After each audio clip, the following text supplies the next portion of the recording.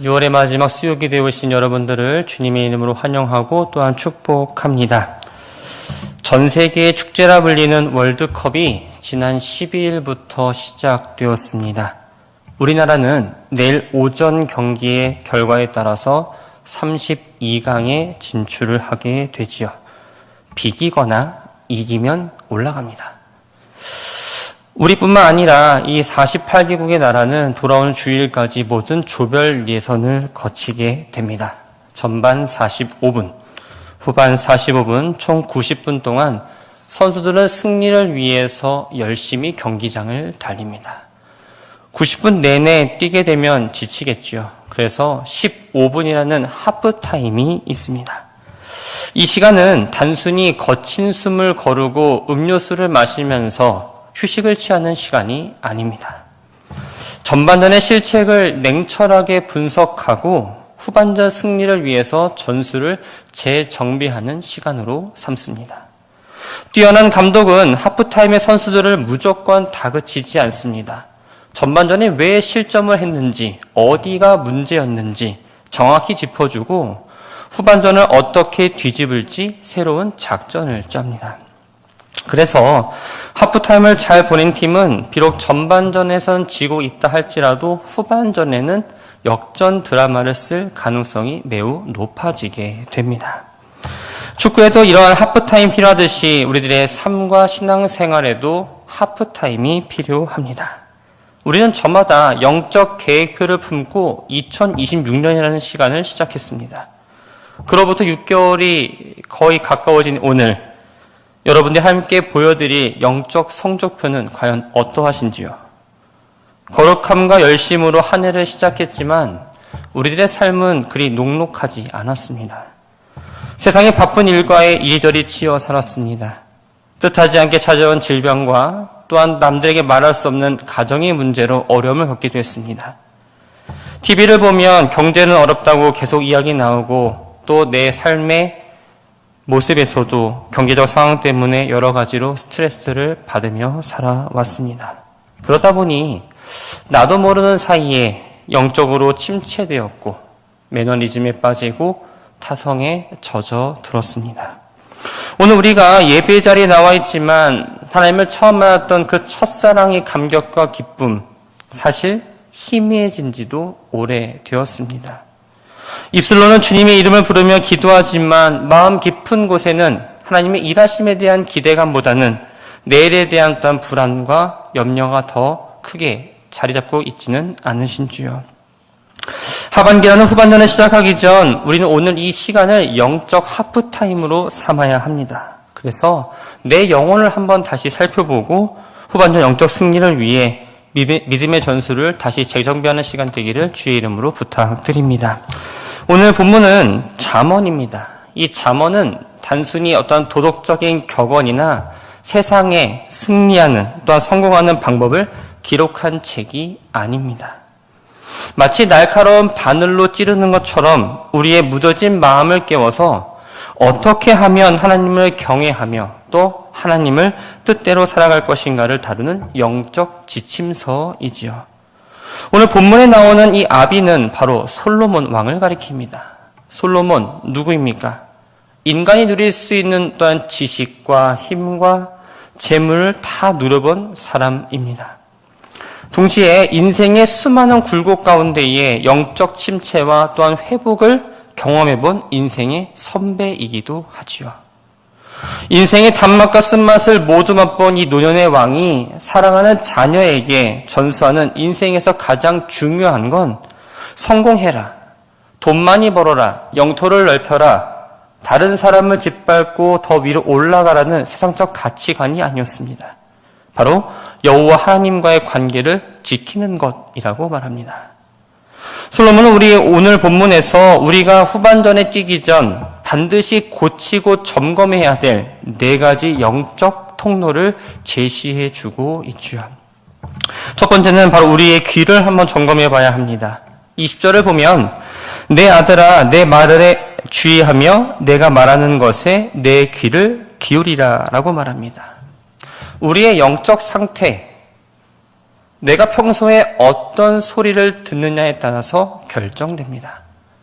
사도 바울은 로마서 10장 17절에서 이렇게 이야기하죠. 믿음은 들음에서 나며 들음은 그리스도의 말씀으로 말미암느니라. 하나님 말씀을 들을 때 우리 영혼에 믿음이 생깁니다. 은혜가 공급되고요. 세상을 이겨낼 힘을 공급받습니다. 지나온 상반기 동안 여러분들의 영적 귀의 상태는 어떠하십니까? 하나님의 음성이 들리지 않았던 이유는 우리의 영적 청력이 나빠서가 아닙니다. 세상에 너무나 많은 소리에 내 귀를 내어주었기 때문입니다. 유튜브의 영상들, 짧게 편집된 쇼츠들, 또 뉴스를 틀면 좋지 않은 소식들, 또 만나는 사람마다 쏟아내는 어떠한 불평과 불만과 원망의 소리가 내 영혼을 향한 하나님의 그 세밀한 음성을 완전히 삼켜버렸기 때문이지요. 주식 올라가면은 좋죠? 부동산 값 올라가면 좋습니다. 돈을 쉽게 버는 방법이라는 이야기를 들으면 나도 모르게 내 귀를 그곳에 기울입니다. 그러나 정작 내 영혼을 살리고 고치시는 그 하나님의 음성, 하나님의 말씀 앞에서는 영적 귀를 닫았던 게 바로 우리들의 전반전의 모습이었다는 겁니다. 솔로몬이 내 귀를 기울이라고 한 것은 히브리어 언어로 하타라는 단어입니다. 이는 말하는 사람 쪽으로 몸을 앞으로 숙이고 고개를 한쪽으로 기울여서 말하는 사람의 입술을 집중해서 마음을 다해 청종하라라는 뜻입니다. 고대 사회에서 신하가 왕의 명령을 들을 때 숨소리조차 내지 않고 왕의 보좌 앞으로 몸을 숙여서 왕의 입술만 바라보는 어떤 절대적인 순종의 태도를 보였습니다. 솔로몬이 이토록 철저하게 귀를 기울이라고 말한 이유가 있습니다. 세상의 위협과 소음을 완전히 차단하고 오직 나를 살리시는 그 하나님의 음성을 내 영혼에 채워 순종의 자리까지 나아가야 하기 때문입니다. 그러나 반대로 우리가 이 영적 귀를 하나님이 아닌 세상의 위협과 세상의 소리에 내어준다면 아무리 믿음이 좋은 사람이라 할지라도 순식간에 무너지고 맙니다. 이러한 사람을 우리가 성경에서 한번 찾아볼 수가 있는데요. 바로 엘리야입니다. 갈멜산에서 하늘로부터 불을 내리게 했던 능력의 선지자 엘리야. 그러나 아합 아내 이세벨이 죽이겠다라는 그 협박 소리를 듣고 나자 영적 침체에 빠져서 로뎀나무 아래에 엎드러졌습니다. 그런 엘리야를 다시 깨운 건 무엇입니까? 거대한 산을 가르는 강한 바람도 아니었습니다. 지진도 아니었고요. 강렬한 불도 아니었습니다. 그 모든 것이 지나간 후에 들려온 하나님의 세미한 소리였습니다. 엘리야가 그 세밀한 하나님의 음성에 귀 기울일 때 무너졌던 그의 사명과 신앙이 회복되기 시작했지요. 우리의 결단만으로는 세상 소리를 차단할 수가 없습니다. 그러나 우리 가운데 세미하게 들리는 하나님의 음성, 내가 너를 사랑한다. 너를 포기하지 않는다. 이 예수 그리스도의 위로가 내 귀에 들려올 때 세상의 소음의 볼륨은 자연스럽게 줄어들고 하나님의 음성의 소리에 더 귀 기울이며 그 볼륨은 높아질 수밖에 없습니다. 주님의 말씀에 귀를 기울여 우리의 흐트러졌던 그 믿음을 다시 세우고 사명에 대해 메말랐던 그 마음도 샘물처럼 솟아나게 되기를 주의 이름으로 부탁드립니다. 두 번째는 우리의 눈을 교정해야 합니다. 21절을 보면 그것을 내 눈에서 떠나게 하지 말라라고 말하고 있습니다. 우리가 낙심하는 결정적인 이유가 있습니다. 시선을 하나님께 두는 것이 아니라 하나님 뒤에 있는 그 사방에 있는 환경에 분산되어 있기 때문입니다. 여러분들이 잘 아는 말씀이 있죠. 마태복음 14장을 보면 베드로가 오라 하시는 예수님의 말씀을 듣고 풍랑에 있는 그 바다 위를 걸어갑니다. 사실 말도 안 되는 이야기죠. 그런데 마태복음 14장 30절에서는 이렇게 기록하고 있습니다. 바람을 보고 무서워 빠져가는지라. 베드로가 물 위를 걸었습니다. 물 위를 걸을 수 있는 이유는 아주 단순합니다. 베드로의 시선이 예수님께 고정되어 있기 때문이죠. 그러나 고개를 돌려서 거칠게 일렁이는 그 바람과 파도를 바라본 순간 그 마음 가운데에 불안과 두려움이 엄습했고 결국 바닷속으로 빠져버렸습니다. 파도는 베드로가 배에서 내릴 때부터 똑같이 불고 있었습니다. 변한 것은 파도의 크기나 강약이 아니라 바로 베드로의 시선이었죠. 또 이 솔로몬은 25절에서 내 눈꺼풀은 내 앞을 곱게 살피라고 이야기합니다. 이 말은 좌우에서 유혹하는 세상의 화려함과 남들이 사는 모습에 한눈 팔지 말라라는 뜻입니다. 다른 사람의 화려한 일상에 눈을 빼앗기면 어떻게 될까요? 이미 나에게 주신 하나님의 은혜에 대해서 잊어버리고 감사가 순식간에 증발되어 버립니다. 그렇게 되면 남는 건 원망과 불평과 남들과 나를 비교하는 비교의식만이 남습니다. 우리 가정 앞에 놓인 어떤 경제적인 문제들, 또 뜻하지 않게 찾아온 자녀들의 어떤 진로 문제, 육신의 질병이라는 파도만 보느라 나를 구원하시고 내 삶을 인도하시는 그 하나님의 바라보는 것을 놓치고 있지는 않으십니까? 죄로 어두워진 우리의 눈은 우리 스스로가 교정할 수가 없습니다. 그래서 성경에서는 이렇게 제안을 합니다. 히브리서 12장 2절 다 아는 말씀이죠. 믿음의 주요 또 온전하게 하시는 이인 예수를 바라보자. 환경을 바라보던 우리들의 눈을 이제 십자가를 지시고 부활하셔서 지금도 우리의 삶을 인도하시고 이 땅을, 이 세계를 운행하시는 그 예수님을 바라보아야 합니다. 주님이 이미 십자가 승리하셨음을 믿는 그 눈이 열려서 환경에 압도되지 않고 어떤 풍랑이 나에게 찾아온다 할지라도 어려움이 나를 다가온다 할지라도 그것을 피하지 않고 그 길을 당당하게 걸어내는 여러분들의 삶이 되기를 주의 이름으로 축원합니다. 세 번째는 우리가 너무나 잘 아는 말씀이죠. 바로 마음을 사수해야 합니다. 우리가 귀로 듣고 수많은 세상의 소음과 눈으로 보는 환경은 거기서 끝나지 않습니다. 우리의 가장 깊은 안방이라 할 수 있는 이 마음까지 들어와서 자리를 잡죠. 그 솔로몬은 23절에서 잠언 전체를 통틀어 가장 위대하고 중요한 영적 원칙을 이야기하고 있습니다. 이 말씀을 함께 읽어보겠습니다. 시작. 모든 지킬 만한 것 중에 더욱 내 마음을 지키라. 생명의 근원이 이에서 남이니라. 솔로몬은 인생에서 지켜야 되고 보여야 될 것이 참 많지만 그 어떤 것보다 더욱 내 마음을 지키라고 이야기합니다. 여기서 더욱은 최우선순위를 말합니다. 목숨을 걸고 가장 지켜야 될 것들을 이야기하죠. 왜 그럴까요? 바로 마음이 생명의 근원이기 때문입니다. 이 근원을 뜻하는 히브리어 토차옷은 메마른 광야에서 맑은 물이 솟구치는 샘물의 원천 또는 전쟁 시에 목숨 걸고 사수해야 하는 최후의 방어선을 의미합니다. 이처럼 마음은 인간의 모든 감정과 가치관 또한 신앙을 비롯해서 삶의 언어 행동을 흘러나오게 하는 중심이자 영적 요새라는 겁니다. 그래서 이 마음이 무너지면 어떨까요? 인생이 무너지게 됩니다. 아무리 여러분들이 값비싼 음식을 매일 먹는다 하더라도 호텔과 같은 좋은 데서 산다고 할지라도 우리 안에 마음의 평안과 평강이 자리 잡지 않으면 하나님의 은혜를 잊어버린다면 그 영혼은 내부에서부터 서서히 죽어가기 시작합니다. 지나온 6개월 동안 여러분들은 무엇을 지키며 사셨습니까?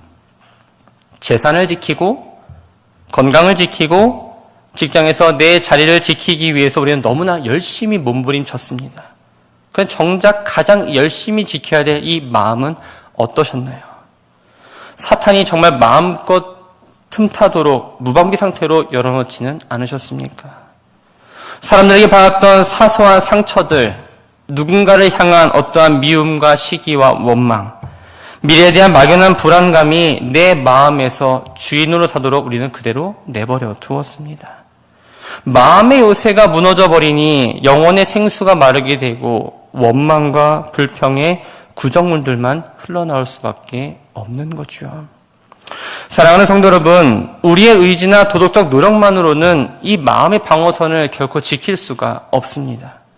아무리 결심하고 내가 다짐한다라고 해도 돌아서면 다시 불안하고 흔들리는 게 바로 우리의 연약한 모습이라는 거죠.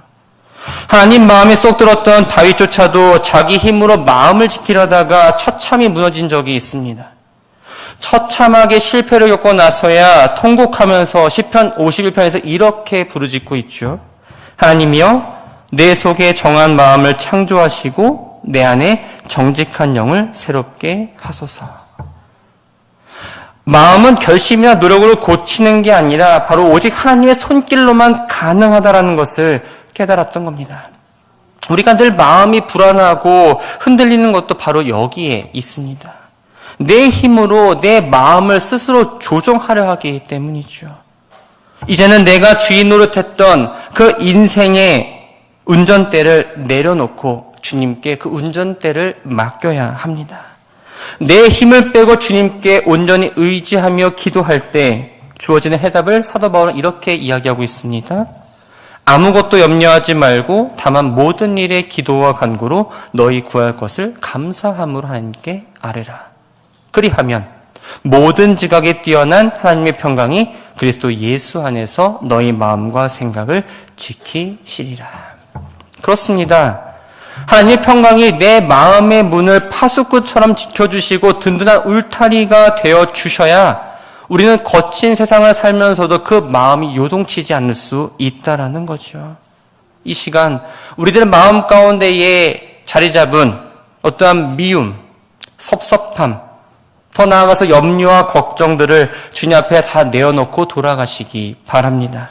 그리고 그 무너진 내 마음의 재단에 하나님의 말씀과 은혜 위에 다시 견고히 쌓아 올려 복된 삶을 살아내는 모든 성도들 되기를 주의 이름으로 축원합니다. 마지막으로 우리는 입술을 구별해야 합니다. 흔히 우리는 마음을 지키는 것과 입술의 언어를 별개의 문제로 생각합니다. 그래서 이런 변명을 하죠. 내가 마음은 안 그런데 말이 좀 헛나왔어. 하지만 예수님은 분명하게 말씀하십니다. 마태복음 12장 34절에서 마음에 가득한 것을 입으로 말한다 라고 말합니다. 이 입술이라는 건 마음이라는 영적 샘물에서 흘러나오는 수도꼭지와도 같습니다. 마음에 하나님의 은혜가 메마르고 원망과 염려가 가득 차면 그 수도꼭지를 틀었을 때 당연히 염려와 원망만 나올 수밖에 없다는 거죠. 그렇게 되면 24절에서 언급하는 것처럼 구부러진 말과 삐뚤어진 말이 쏟아져 나올 수밖에 없습니다. 구부러진 말 무엇일까요? 상황을 고지 듣지 못하고 매사에 비꼬아서 듣고 원망하는 말을 말합니다. 삐뚤어진 말은 사실을 왜곡하고 남을 헐뜯고 비방해서 하나님의 공동체를 산산조각내는 험담이자 불신의 언어를 가리킵니다. 상반기 동안 내 상황과 형편이 조금도 내 뜻대로 되지 않으면 마치 기다렸다는 듯이 이제는 안 된다, 끝났다, 죽겠다라는 말을 달고 살지는 않으셨습니까? 야고보서를 보면 우리의 혀를 가리켜서 거대한 배를 조정하는 키와 같고 많은 나무를 불태워버리는 작은 불씨와 같다라고 이유합니다. 내가 생각 없이 내뱉었던 불신의 말들, 절망의 언어들이 내 영혼과 더 나아가서 사랑하는 가정과 또한 우리들의 일터 가운데에 시커멓게 태워버리지 않았나 우리는 다시 한번 돌아보아야 합니다. 민수기 14장을 보면 이스라엘 백성들이 가나안 땅을 정탐하고 돌아온 다음에 거대한 안악자손과 또한 견고한 성을 보고 나서 그것에 압도되어 밤새도록 백성들이 원망하는 이야기가 나옵니다. 우리가 애굽 땅에서 죽었거나 이 광야에서 죽었으면 좋았을 것을 왜 우리를 인도하여 여기서 칼에 망하게 하느냐며 원망을 쏟아내었습니다. 그때 그들의 말을 들으신 예수님께서 이렇게 선포하시죠. 너희 말이 내 귀에 들린 대로 내가 너희에게 행하겠다. 원망하고 불평하며 습관처럼 광야에서 죽었으면 좋겠다라고 뱉어낸 출애굽 1세대들은 결국 그들의 입술의 고백대로 가나안 땅에 들어가지 못하고 모두 광야에서 죽게 됩니다. 무심코 뱉은 이 절망의 말이 부메랑이 되어서 자신들의 인생을 심판하게 된 것이죠. 그런 똑같은 상황에서도 마음 중심에 하나님의 약속을 품었던 여호수아와 갈렙은 어떠했습니까? 그들은 우리의 먹이라, 우리는 여호와는 우리와 함께 하신다며 믿음의 소망의 말을 선포합니다. 그들은 자신들의 입술 고백대로 젖과 꿀이 흐르는 가나안 땅을 당당히 밟고 정복하는 축복의 사람들이 되었습니다. 사랑하는 성도 여러분, 신앙이 깊은 사람은 그 삶이 평안하기 때문이 아닙니다. 환경을 바라보는 눈이 다르고 그 환경을 하나님의 눈으로 해석해서 선포하는 그 입술의 언어가 다릅니다. 그동안 내 마음을 지키지 못해 입술로 쏟아냈던 어떤 원망과 불평들을 십자가 앞에 다 내려놓으시기 바랍니다. 하반기를 우리가 시작하면서 내 마음이 예수 그리스도의 은혜를 기억하고 그 빈 공간에 다시 채워 넣으시기를 바랍니다.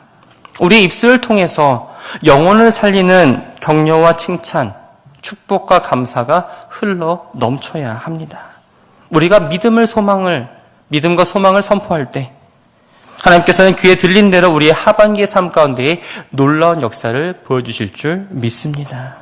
오늘 본문은 이렇게 귀와 눈과 마음과 입술의 점검에서 멈추지 않습니다. 26절과 27절에서 이렇게 말하고 있죠. 내 발이 행할 길을 평탄하게 하며 내 모든 길을 든든히 하라. 좌로나 우로나 치우치지 말고 내 발을 악에서 떠나게 하라. 솔로몬이 귀와 눈, 마음과 입술을 차례로 언급한 최종 목적지는 바로 우리의 발입니다.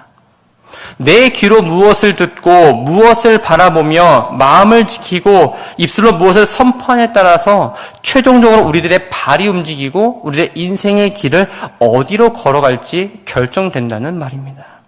아무리 좋은 것을 듣고 좋은 것을 보고 좋은 것을 말한다 할지라도 이 발을 내딛는 순종이 없다면 그 기적은 일어나지 않습니다. 귀와 눈과 마음과 입이 영적 전술을 구성하는 라커룸이라면 이 발은 그 전술을 실전으로 나타낼 후반전 운동장이 됩니다. 지나온 상반기 동안 여러분들의 발은 어디를 향하고 걷고 있었습니까?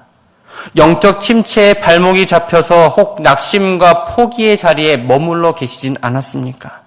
아니면 세상의 유혹에 혹은 교회에 갈팡질팡하며 어디로 가야 될지 갈짓자 인생을 살지는 않으셨는지요? 이제 영적 하프타임을 지나면서 우리들의 믿음의 전술을 재정비해야 될 때가 왔습니다. 낙심과 패배의 자리에 내 발을 묶어두지 마시기 바랍니다. 이제는 성령님께서 주시는 그 새 힘을 공급받아서 하나님이 예비하신 축복과 약속을 땅을 향해 한 걸음 한 걸음 담대히 내딛는 저와 여러분 되기를 주의 이름으로 축원합니다. 말씀을 정리합니다. 2026년 전반기 지난 6개월의 삶이 혹 영적으로 무기력하고 환경에 흔들리고 부끄러운 모습으로 살았다 할지라도 낙심하거나 포기하지 않으셨으면 좋겠습니다. 왜냐? 우리에게는 그 무엇보다 뛰어나신 감독 되신 하나님이 함께 하시기 때문입니다. 이제 전반전 살았습니다. 전반전의 실수를 만회할 후반전이 우리에게 남아 있습니다. 후반전의 승리는 내 결심과 의지에 달린 게 아닙니다. 내 결단과 의지를 넘어서 나와 함께 하시는 성령님이 함께 하실 때 가능합니다. 성령님께서 우리들의 막힌 길을 여시어 주님의 음성을 듣게 하실 줄 믿습니다. 흐려진 눈을 교정해서 믿음으로 예수 그리스도를 바라보게 하실 줄 믿습니다. 무너진 이 마음을 파수꾼처럼 지켜주시고 메마른 입술을 바꾸어 감사의 단물이 해주시게 하는 분, 내 의지가 아니라 성령님인 줄 믿습니다. 전반기 힘들게 살아온 우리의 삶 가운데에 하나님이 찾아오십니다. 괜찮다. 다시 할 수 있다. 내가 너와 함께 하겠다. 이제 내 힘으로 뭔가 버티려던 그 삶의 무게를, 삶의 모든 주도권을 내려놓으시기 바랍니다.